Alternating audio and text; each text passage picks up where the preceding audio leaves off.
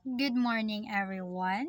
My name is Kimpi Versosa, the reporter for today. Our topic for today is all about the literature of Luzon, the legends. But before we start, we need to read our learning objective first. Here is our learning objective to examine Luzon's legends as reflections of the region's culture, beliefs, and values, analyze their themes and origins, and appreciate their role in preserving Filipino identity and heritage. Now, the legend is the traditional stories passed down orally from generation to generation, then later recorded.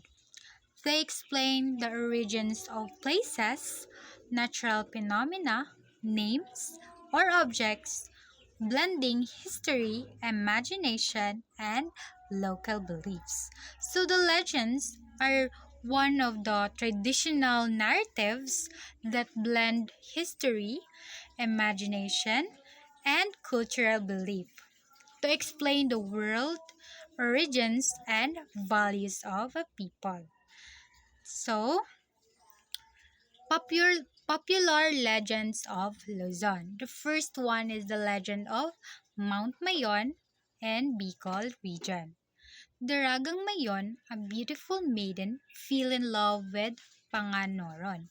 War broke out between their tribes, and both died in a battle.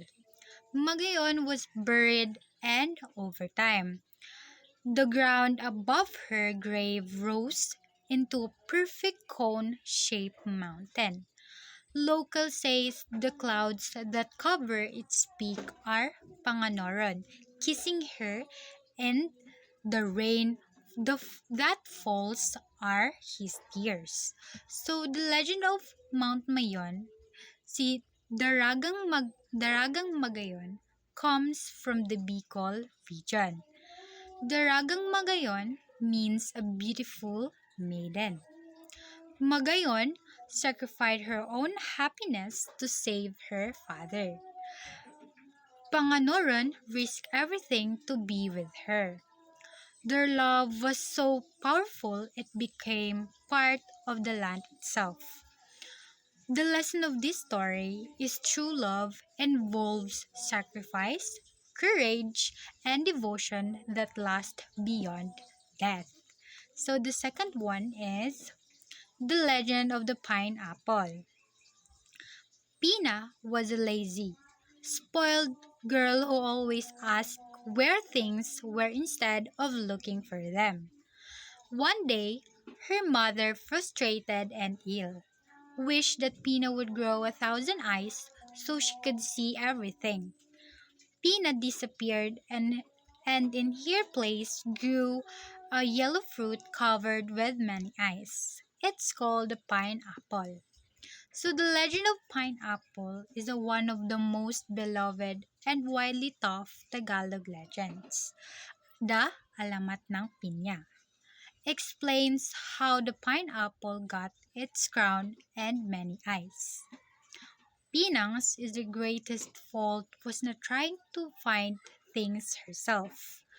She always expect others to do the work for her. The lesson of this story is be resourceful, search, try, and make an effort before asking for help. Don't depend on others for what you can do to yourself. So the next one is the legend of Laguna de Bay. The Laguna. Long ago, there stood a wealthy, prosperous town where the people grew proud, greedy, and ungrateful to gods. As divine punishment, the ground sunk and water flooded the entire settlement, forming a vast lake. Locals say that during quiet nights, one can still see the ruins of the old town beneath the waters. So the legend of Laguna de Pai is the largest freshwater lake in the Philippines. The people had everything: wealth, fertility, abundance, but they valued it more than kindness and gratitude. Their pride made them blind to their own faults. So the lesson of this story is riches and prosperity are gifts, not possessions. When we become arrogant and think we deserve more than others, we lose what we have. Pride comes before destruction. So the next one is the legend of Mount Pulag in Cordillera region. Mount Pulag, Luzon's highest peak, is considered sacred by the indigenous people of the Cordillera. It is believed to be the home of ancestral spirits and the resting place of the souls of the departed. The people believe that no one should disturb the mountain or take anything from it without permission and reverence, for to do so would bring misfortune. So the legend of Mount Pulag is it stands at 2,928 meters, the highest peak in Luzon, considered sacred because the ground by the Baloy, Kalungaya, Kankanay, and Ibanag peoples, not merely as a mountain, but as a home of ancestral spirits and a resting place of the souls of the departed. Mount Pulag is not a resource to be used or conquered.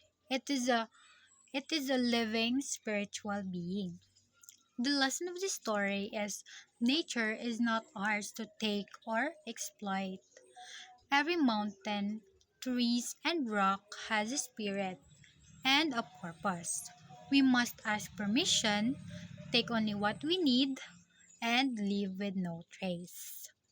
So the last one is the legend of the name Luzon, Tagalog and General. The name Luzon is said to come from the word lusong, a large wooden mortar used by early inhabitants to pound rice, a staple crop of the island. The lusong became a symbol of the land's agricultural abundance and the people's industry. And over time, the island itself came to be called Luzon. Luzon comes from the word lusong, a large, heavy wooden mortar made from a single hardwood block used for pounding and dehusting rice, the island's staple food. Referred to Manila Bay or Pasig River Delta region. The island was named not after a king, a conqueror, or a mountain, but after a farm tool. This as this tells us that farming, rice, and the land were the most important things to the early people. The lesson of this story is true wealth comes from the earth and from honest laborer. The most ordinary things, food, work, community, are the ones that sustains nations.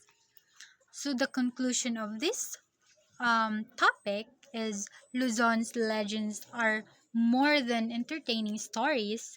They are living history and cultural soul of the region. Thank you so much for listening and learning.